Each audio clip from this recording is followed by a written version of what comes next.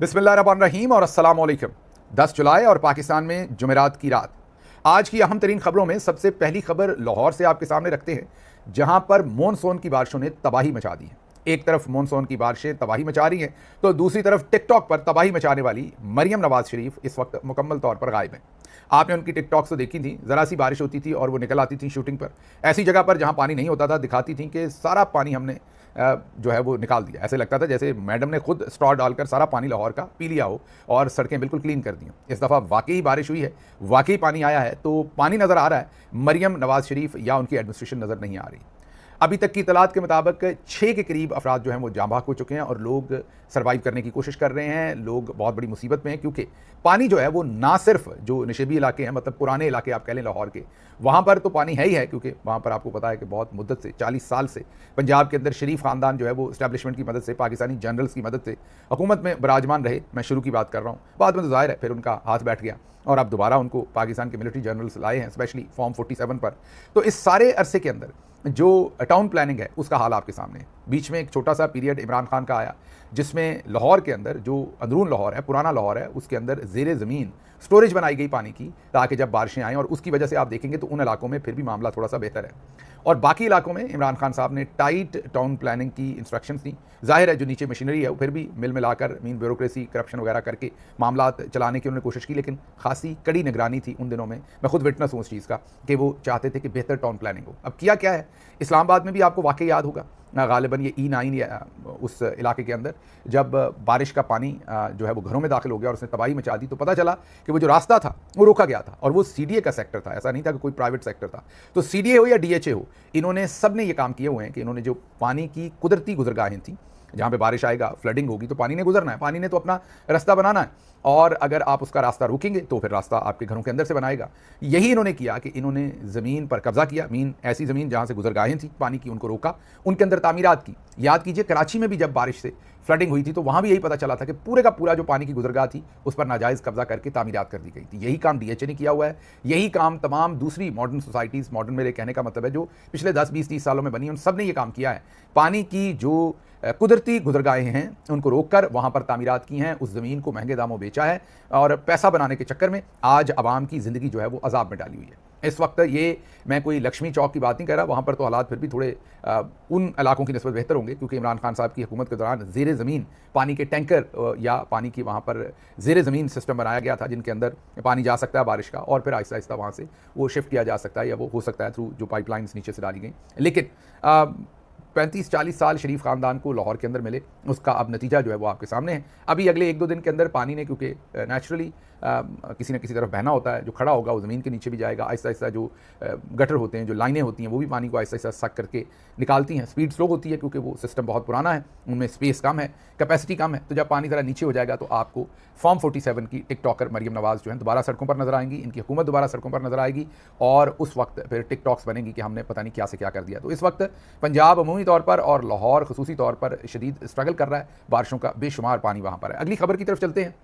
अगली खबर इमरान खान साहब की जो कैद तन्हाई है उसके बारे में है। इमरान खान साहब को आपको पता ही है कि आइसोलेट कर दिया गया है, कैद तन्हाई में रखा गया है। पहले भी हम रिपोर्ट करते रहे हैं, अब भी कर रहे हैं, तमाम दुनिया ही रिपोर्ट कर रही है। अब उनकी साबिक़ अहलिया जो है जमायमा खान, उन्होंने एक ट्वीट किया है जिसमें उन्होंने कहा है कि पाकिस्तान के साबिक़ वज़ीर-ए-आज़म इमरान खान तकरीबन 2 साल से कैद तन्हाई में हैं। उनके बच्चों को मुबैना तौर पर फ़ोन पर बात करने की भी इजाज़त नहीं दी जाती। हुकूमत ने धमकी दी है कि अगर इनके बच्चे अडयाला जेल में मुलाकात के लिए आए तो इन्हें गिरफ्तार कर लिया जाएगा। उन्होंने कहा कि ये किसी कानून आइन में ऐसा नहीं होता, दुनिया की किसी जमहूरियत में ऐसा नहीं हो सकता, बल्कि जमहूरियत तो छोड़ें, दुनिया की किसी ऐसी रियासत में नहीं हो सकता जिसको फंक्शनिंग स्टेट हम कहें।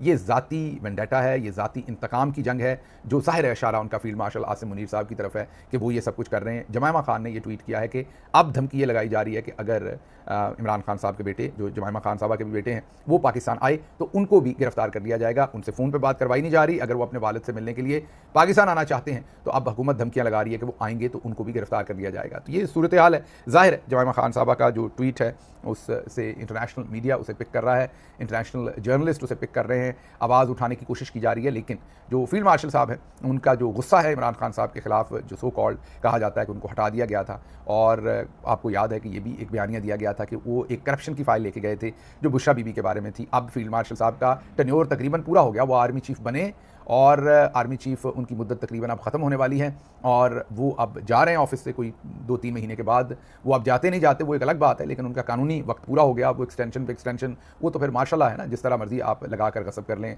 तमाम चीज़ों को। लेकिन मतलब अपना टेन्योर शुरू हुआ और ख़त्म हुआ, अभी तक वो फाइल अवाम को नहीं दिखाई। अगर इमरान खान साहब ने इनकी बात नहीं मानी थी और बकौल इनके कोई करप्शन की फाइल थी और उस पर बुशरा बीबी के खिलाफ इमरान खान साहब ने बात नहीं सुनी थी या कोई एक्शन नहीं लिया था, तो भाई आप ही वो करप्शन की फाइल आवाम के सामने रख देते। आपने ना सिर्फ वो करप्शन की फाइल आज तक आवाम के सामने नहीं रखी, बल्कि जो मुल्क के नंबर 1 सफ़ा अव्वल के जो करप्ट तरीन लोग थे, आपने उनको लाकर मुल्क पर मुसल्लत किया है। तो उसके बाद आवाम की आवाज़ दबाने के लिए, इमरान खान की आवाज़ दबाने के लिए, इमरान खान का बाहर राब्ता ना हो, वो अंदर से एहतजाज को जो है वो उसकी कॉल ना दे सकें, इफेक्टिवली मोबिलाइजेशन ना हो सके लोगों की, इस सब के लिए आपने इमरान खान साहब को कैद तन्हाई में कैद रखा है और उनकी मुलाकातों पर पाबंदी लगाई। कल ही ख्वाजा आसिफ टेलीविज़न पर कह रहे थे कि ये सब झूठ है, इमरान खान साहब के साथ कोई इम्तियाजी सलूक नहीं हो रहा, बल्कि उनको तो बहुत सारी प्रिविलेजेस हासिल हैं और जेल के अंदर उनको बहुत ज़्यादा सहूलियात हैं। उन्होंने दावत दी कि आइए मैं मीडिया के लोगों को कहता हूं कि वो जाएं और जाकर देखें कि वहां पर कितनी सहूलतें हैं। जब उन्होंने ये मीडिया पर कहा तो तहरीक इंसाफ ने फौरी तौर पर अलीना शिगरी साहबा का नाम जो है उस लिस्ट में डाल दिया, क्योंकि ख्वाजा साहब ने चैलेंज किया था उन्हें कि आप जाइए जाकर देखिए। तो तहरीक इंसाफ के पास जो एक लीगल तरीका है कि अदालत ने उन्हें इजाज़त दे रखी है कि वो इमरान खान साहब के किसी भी 5 दोस्तों या उनके पार्टी के लोगों को, जिससे भी वो मिलना चाहें, 5 लोगों के नाम दे सकते हैं। ख़ानदान के अलावा की बात कर रहा हूँ। और पाकिस्तान तहरीक इंसाफ ने वो जो 5 नाम दिए उसमें उन्होंने अलीना शिगरी साहबा का नाम भी डाल दिया। अलीना शिगरी साहबा पहुंची, लेकिन उनको फिर मिलने नहीं दिया गया, उनको रोक दिया गया। वो वेट करती रहीं वहाँ धूप में, गर्मी में। जर्नलिस्ट हैं, ज़ाहिर है वो पाकिस्तान तहरीक इंसाफ से तो है नहीं। उन्होंने अगर जाती और अंदर जो भी माहौल होता देखती या बात करती तो वो बाहर आकर सच बताती, जिसका चैलेंज ख्वाजा आसिफ जो डिफेंस मिनिस्टर हैं उन्होंने किया था। वही ख्वाजा आसिफ जो कहते हैं कि पाकिस्तान ने 30 साल से दहशतगर्दों को पाला है, ये गंदा काम हमने किया है और इसी वजह से आज दुनिया हमें लान तान कर रही है। ये उन्होंने याल्दा हाकिम के स्काई न्यूज़ के शो के ऊपर कहा था, जिसके बाद पूरी दुनिया ने पाकिस्तान को रगेदा था। वही ख्वाजा आसिफ पाकिस्तान के मीडिया के ऊपर बैठकर एक जर्नलिस्ट को चैलेंज कर रहे थे। पाकिस्तान तहरीक इंसाफ ने फिर जर्नलिस्ट का नाम डाल दिया लिस्ट में। जर्नलिस्ट गई और उनको नहीं मिलने दिया गया और वो सारा दिन वेट करने के बाद उनको वैसे ही नाकाम वापस आना पड़ा। तो ये इनकी असलियत है, ये इनकी हकीकत है। इस एक तरफ कहते हैं कि वहाँ सब अच्छा है और दूसरी तरफ अच्छा नहीं है। तीसरी तरफ जो 9 मई के केसेस बनाए हैं उनमें से अब वैसे तो हवा उनकी पहले से ही निकली हुई है और कई दफ़ा, एक दफ़ा नहीं, बहुत सारे केसेस में निकली है, लेकिन एक नया मार्का हुआ है। आपको याद होगा कि जो इनका सबसे प्राइम विटनेस है, जो पूरे का पूरा केस बनाया 9 मई का इमरान खान साहब के ऊपर, वो केस ये बनाया है कि पुलिस का एक मुलाजिम एहलकार वो छुप कर ज़मान पार्क के अंदर चला गया था और इमरान खान साहब जिस कमरे में मीटिंग कर रहे थे उस कमरे में भी पहुंच गया। फिर वो मेज़ के नीचे छुप गया। ये जो हमारे फील्ड मार्शल साहब की टीम है उनका ये वर्जन है। और उसने नीचे बैठ के पूरी मीटिंग सुनी। इमरान खान साहब उसी टेबल पर बैठकर मीटिंग कर रहे थे और उनके काबरीन थे साथ, और वहाँ पर उन्होंने रियासती इदारों पर हमला करने और ये तमाम चीज़ों की इंस्ट्रक्शन दी थी। तो इमरान खान साहब को इम्प्लीकेट करने के लिए और इस सारे 9 मई के वाक़े को तहरीक इंसाफ पर डालने के लिए ये एक खुद साख्ता स्टोरी बनाई गई कि ये एहलकार जो है वो मेज़ के नीचे छुप के ये सब कुछ सुन रहा था। अब जो ट्रायल है वो उस स्टेज पर पहुंचा है। अब आप सोचें कि ये सारी की सारी जाली अदालतें हैं और पैक्ट हैं अपने जजेस से और जेल ट्रायल हो रहे हैं, बाहर कोई आज़ादी नहीं। उसके बावजूद इतनी ज़्यादा बदयांती मनूवरिंग, मैनेजमेंट और अपनी मर्ज़ी के जजेस, अपनी मर्ज़ी की अदालतें, जेल ट्रायल्स, किसी किस्म की अकाउंटेबिलिटी और ट्रांसपेरेंसी ना होने के बावजूद, आपको पता है आज अदालत में क्या हुआ है। आज जब वो पुलिस का एहलकार ये गवाही दे रहा था, जिसने ये बताया कि वो मेज़ के नीचे छुपा हुआ था और उसने इमरान खान साहब को और दूसरों को ये बातें करते सुना था, उससे पूछा गया कि अच्छा आप ज़मान पाक गए थे, ज़रा हुलिया तो बताइए, तमाम उस जो गिरदोनवा के हालात हैं, हदूदरबा है, वो तो ज़रा बताइए। तो उनसे पूछा गया कि इमरान खान साहब के गेट का रंग किस तरह का था। वो तो शायद उन्होंने बाहर से देख रखा हो, वो बता दिया। फिर बताया कि अंदर जब आप गए तो क्या था। तो उन्होंने कहा कि अंदर तकरीबन कोई 400 मीटर, आधा किलोमीटर, 400 से 500 मीटर, उन्होंने कहा कि आधा किलोमीटर तकरीबन फासला है। जैसे आपको पता है पुरानी हवेलियाँ होती हैं या बहुत बड़े बड़े फार्म हाउसेज़ में आधा किलोमीटर तो वहाँ भी वैसे काम ही होता है, लेकिन चले एक लंबा, आपको पता है कि गेट के बाद 200 मीटर का फासला अंदर पीछे घर की बिल्डिंग तक होता है। तो बाहर गेट होता है, फिर लॉन होता है, फिर एक लंबा आगे जाकर घर होता है। आपको पता है जो पुराने घर हैं वो ऐसे बने होते थे। तो उन्होंने कहा कि इमरान खान साहब का जो मेन गेट है ज़मान पार्क का सड़क पर, उससे जो उनका अंदर घर है वो 400 मीटर दूर है अंदर। और फिर अंदर घर के अंदर मैं गया तो वहाँ पर एक कमरे में मीटिंग हो रही थी, जिसमें मैं नीचे जो टेबल के नीचे घुसकर मैंने वो तमाम छुप कर मैंने वो गुफ्तगू सुनी। अब इमरान खान साहब का जो घर है वो, उसमें मेरा ख्याल है कि ज़्यादा से ज़्यादा गेट से जो सफ़र होगा वो अंदर 100-150 फुट का होगा इससे ज़्यादा नहीं होगा। मीन उसमें कोई इतनी लंबी चौड़ा कुछ भी नहीं है। ज़माम पार्क के वो 2-2, ढाई-ढाई कनाल के वो प्लॉट हैं पुराने, शायद 2 कनाल से भी कम हो या 2 कनाल हो या 2 कनाल से थोड़ा ऊपर हो, इतना उसका रकबा है पूरे के पूरे प्लॉट का। तो अब आप खुद ही सोच लीजिए कि जो 2 कनाल का घर होगा उसके अंदर 400 मीटर पुलिस ने डाल दिए हैं। तो ये वो गवाहियाँ हैं। अब इन गवाहियों पर जो बेचारा जज है उसके तो क्योंकि एक तरफ तो रखा हुआ है कनपट्टी पर पिस्तौल और दूसरी तरफ माजरत के साथ जूता पकड़ के खड़े हैं उसके सामने। उसको ये पता कि आपको जूते भी लगाने हैं। माजरत में जज साहब के बारे में ये बात कह रहा हूँ, लेकिन लिटरली हमें ये बताया गया है किसी जज साहब की तरफ से जो इस वक्त मुकदमा नहीं सुन रहे, पहले सुन रहे थे कोई और मुकदमा, तो उन्होंने कन्वे करवाया एक बड़े सीनियर वकील के थ्रू कि यहाँ पर आकर इन एजेंसीज़ के लोग मेरे ऑफिस में बैठ जाते थे और वो गाली गलोच भी करते थे, धमकी भी देते थे और ये भी कहते थे कि अगर आपने कुछ भी किया तो फिर आपका हशर वही होगा जो हम उठाकर लोगों को करते हैं और आपका हम आपके दफ्तर में करेंगे। अब आप कहेंगे ये आप क्या बातें कर रहे हैं। आप याद कीजिए जज मोहम्मद अब्बास सरगोदा में जब वो एंटी टेररिज्म कोर्ट का केस सुन रहे थे और वहाँ पर उन्होंने ज़मानत दी थी पाकिस्तान तहरीक इंसाफ के लोगों को, तो उनके साथ क्या किया गया था। उनकी अदालत को यरगमाल बना लिया गया था, उन्हें अदालत के अंदर यरगमाल बना लिया गया था, उनके घर पर फायरिंग की गई थी, उनकी अदालत पर फायरिंग की गई थी, ट्रांसफार्मर उड़ा दिया था अदालत का, उन्हें यरगमाल मतलब अगवा कर लिया था अदालत के अंदर ही और बड़ी देर तक वो अगवा रहे थे। और फिर जब उसके बावजूद वो डटे रहे और उन्होंने ज़मानत का फैसला सुना दिया और वो उसके बाद अदालत से चले गए, तो शाम में जो उनका अदालती अमला होता है, जो मेन जिस शख्स ने उन अदालती फ़ैसलों को आगे भिजवाना है, उसके घर चले गए ज़बरदस्ती, उसके बीवी बच्चों को एक कमरे में बंद कर दिया, उसको ज़बरदस्ती तशद्दुद करके और डरा के कहा कि तुम ये पॉइंट ऑफ व्यू लो कि कोई फ़ैसला आज हुआ ही नहीं, क्योंकि जज साहब ने ज़ाहिर अदालत में फ़ैसला किया है, तो जो उनका डिपार्टमेंट है उसने उस फैसले को प्रिंट करके मोहरें लगाकर उसको आगे भेजना। तो उन्होंने कहा कि तुम मुकर जाओ कि ऐसा कोई फ़ैसला नहीं हुआ, तो उसके साथ ये सब कुछ किया। ये मैं कोई आपको तसव्वुराती ख्याल मतलब को ख्याली पुलाव किस्म की स्टोरी नहीं बता रहा। ये सब कुछ जज मोहम्मद अब्बास ने एक ख़त में लाहौर हाई कोर्ट के उस वक्त के चीफ जस्टिस शहजाद मलिक को लिखा था, जिस पर जस्टिस शहजाद मलिक ने सख्त एक्शन लिया था और लाहौर हाई कोर्ट के एक बेंच को मार्क की थी उसकी इंक्वायरी और उसकी प्रोसीडिंग्स।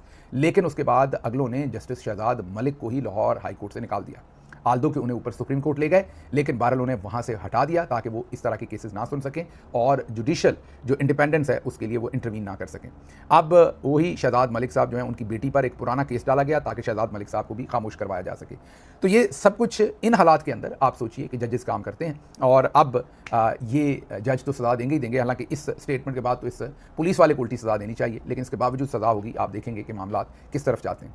अगली खबर आपके सामने जो रखनी है वो पंजाब असम्बली से है और वो खबर ये है कि अब वहाँ पर जो स्पीकर साहब हैं पंजाब असम्बली के, वो ज़ाहिर है मरीम नवाज़ के कहने पर और उनकी डायरेक्शन पर अब 26 लोगों को उन्होंने वहाँ पर उनकी मेंबरशिप ख़त्म की और कहते हैं कि इन्हें हमने असम्बली से ही निकाल देना।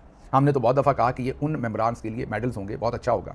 और मैं कई महीने से ये मशवरा दे रहा था और आपको लग रहा होगा मैं वर्बली दे रहा था, नहीं, मैंने जो पार्टी है उसको ये तकरीबन कोई 3 महीने कम अज़ कम 3 से 4 महीने पहले, एक बार नहीं मुतअद्दिद बार, पार्टी के आला तरीन जो ओहदेदारान हैं उन्हें एक मुकम्मल प्लान, जो मुझे खान साहब के एक बहुत ही करीबी दोस्त और बहुत ही उनके ट्रस्टेड शख्सियत हैं, वो इमरान खान साहब, जो दुनिया में अगर आप कहें कि 4-5 लोगों में जिनका वो बहुत ही एहतराम करते हैं, उनकी राय का एहतराम करते हैं, उनकी अक्ल व दानिश का एहतराम करते हैं, उनमें से वो एक शख्सियत है।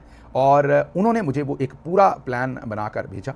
वो 18 नकाती प्लान था और उस प्लान के तहत उसमें से एक प्लान ये भी था कि आपको जो अपनी असम्बलीज़ हैं, अगर आपको असम्बली के अंदर बात नहीं करने दी जाती तो आप बाहर उसके सेशन कॉल करें। अनफॉर्चुनेटली ये 4 महीने नहीं किया गया, हमें करनी चाहिए थी ये तमाम बातें। अभी भी एक काबिल सताइश है कि अब ये हो रहा है। अब जब 26 मेंबरान को निकाल दिया गया है तो अब ये जो जितने भी हमारे मेंबरान 26 हैं और दूसरे मेंबरान भी, और उसके साथ साथ जिन टिकट होल्डर्स को जिन्होंने फॉर्म 45 पर जिनको फतह हुई थी उन्हें फॉर्म 47 पर हराया गया था, उन सबको बुलाकर अब असम्बली के सामने जो है वो सेशन करने की तैयारियां और ऐलान किया गया है। ये बहुत उम्दा काम किया गया। मैंने जैसे आपकी खिदमत में अर्ज़ किया कि लिख कर ये इसका मशवरा देकर 4 महीने पहले, और इसके साथ 17 और पॉइंट्स भी थे, वो किसी टाइम आपके सामने रख दूंगा, पूरे का पूरा प्लान आपके सामने रख दूंगा, जो 4 महीने पहले, तकरीबन 3 से 4 महीने पहले पहली दफ़ा शेयर किया, फिर उसके 15 दिन बाद शेयर किया, फिर 15 दिन बाद शेयर किया, मुतअद्दिद बार वो मैंने पूरे का पूरी चीज़ जो है वो अहम लोगों के सामने उसे रखा। सिर्फ अहम लोगों के सामने नहीं, पूरी कोर कमेटी के सामने भी रखा, ताकि इस ऐसी बहुत सारी, और उसमें तमाम ऐसी चीज़ें थी जिस पर गिरफ्तारियाँ नहीं होंगी, ऐसी तमाम चीज़ें थी कि जिसमें आप ये नहीं कहेंगे कि हमारे ऊपर बहुत ज़्यादा फौरी तौर पर मामला जो है ख़राब हो जाएंगे। कोशिश की गई थी कि एहतजाज के ऐसे तरीके हों जिससे एहतजाज करने वालों को कम से कम नुकसान का अंदेशा हो और इमरान खान साहब का जो पैगाम है वो भी पहुंचता रहे। तो बहरहाल आगे चलते हैं। ये तो आज हुआ, अच्छा काम है जो हुआ है, इसकी सताइश करनी चाहिए। अगली खबर, डीजी ISPR साहब ने यूनिवर्सिटी ऑफ आज़ाद कश्मीर का दौरा किया है। उनकी जो पॉलिटिकल कैंपेन है वो जारी है। ऐसा लग रहा है कि फील्ड मार्शल साहब ने इलेक्शन लड़ना है, और आपको पता है इलेक्शन तो लड़ा जाता है, ये कोई पहली बात तो नहीं है कि इलेक्शन नहीं लड़ा जाता, लेकिन और तरह से लड़ा जाता है। रेफरेंडम करवाए जाते हैं और बहुत कुछ किया जाता है और अपने ओहदे को लंबा किया जाता है। जैसे आपको बताया कि अक्टूबर-नवंबर में फील्ड मार्शल साहब की मुद्दत खत्म हो रही है, वो घर जा रहे हैं, लेकिन वो घर नहीं जाना चाहते। 26वीं आईनी तरमीम की ओर में वो लंबी एक्सटेंशन देना चाहें या कोई और तरीका अपनाकर, लेकिन वो करना चाह रहे हैं। तो अब देखते हैं ये सब कुछ क्या किया जाएगा, क्योंकि जो डीजी ISPR साहब हैं उन्होंने वहाँ जाकर भी वही बातें की, आपको पता है। अंदर का मकसद वही है, सियासत करना ही है, कोई और उनका मतमा नज़र नहीं है। ज़ाहिर बात तो इंडिया की होती है, बात जंग की होती है, लेकिन अंदर से मसला यही है कि सियासी तौर पर हम रेलिवेंट हो जाएं। डीजी साहब एक किस्म की पॉलिटिकल कैंपेन कर रहे हैं, उनके लिए पॉलिटिकली लोगों को अपनी तरफ खींच रहे हैं, ताकि जो फील्ड मार्शल साहब हैं उन्हें इक़्तिदार लंबा करने का मौका मिले। वो मिलता है कि नहीं वो एक अलग बात है, उसके ऊपर बात करेंगे। आखिरी खबर, जो मोहसिन नकवी हैं उन्होंने एक ट्वीट किया है। पहले तो समझ नहीं आई कि उन्होंने ट्वीट क्यों किया है। उन्होंने कहा कि ऐसी की तैसी जो लोग ये कह रहे हैं कि सदर को हम निकाल रहे हैं, बिल्कुल हम सदर को नहीं निकाल रहे, और फील्ड मार्शल साहब बिल्कुल सदर नहीं बनना चाहते। इसकी कोई खबर में सदाकत नहीं है, और जरदारी साहब का तो बहुत एहतराम करते हैं फील्ड मार्शल साहब भी, और बाकी भी जो ऊपर बैठे हुए जनरल्स हैं वो बहुत ज़्यादा एहतराम करते हैं जरदारी साहब का, ये तो हमें पता है। जो जितना बड़ा चोर होगा उनका उतना ज़्यादा एहतराम और एहतमाम उनका उतना ही ज़्यादा करेंगे हमारे मौजूदा जो टॉप पर बैठे हुए जनरल साहबान हैं। तो उन्होंने इस चीज़ को कहा कि बड़ा एहतराम है। जो भी कोई कह रहा है वो मुल्क दुश्मन है, मुल्क की एजेंसियों के साथ मिलकर काम कर रहा है, पाकिस्तान के खिलाफ काम कर रहा है, और ये नहीं उन्होंने बताया कि कौन कर रहा है। और अगर उनको पता है कौन कर रहा है तो उन पर एक्शन भी उन्हें लेना चाहिए था, नाम भी बताने चाहिए थे और एक्शन भी लेने चाहिए थे। मतलब जरदारी साहब रोए पिटे होंगे, क्योंकि वो इनको बेटा भी कहते हैं। उन्होंने इन्हें कहा होगा कि यार ये मेरी क्या जागेसाई करा रहे हो, क्या वाकई मुझे निकाल रहे हो। उन्होंने पूछा होगा, रोना पिटना डाला होगा, जिसकी वजह से इन्होंने ये ट्वीट कर दिया है। और बाकी इस ट्वीट का ना कोई सारे ना पैर है। दूसरे लफ्जों में, अगर मोहसिन नकवी साहब ने ये ट्वीट किया है तो फिर आप वाकई समझ जाएं कि जरदारी साहब की वाकई छुट्टी हो रही है। इस ट्वीट की वजह से मुझे और शोर हो गया है कि जरदारी साहब के साथ कुछ ना कुछ ये करेंगे। बहरहाल एक बेमंतक सा एक ट्वीट था जिसका ना सर था ना पैर था। हमें पता है कौन कर रहा है, लेकिन हम उसका नाम बताएंगे नहीं, खुफिया रखेंगे। ये नहीं उन्होंने कहा, लेकिन कहने का मकसद यही था कि भाई आपको पता है तो उनके खिलाफ कार्रवाई कीजिए, और आपने क्यों उस कार्रवाई को आपने रोका हुआ है। खैर, मुझे यहाँ से इजाज़त दीजिए। अल्लाह आपका हामी और नासिर हो। पाकिस्तान जिंदाबाद।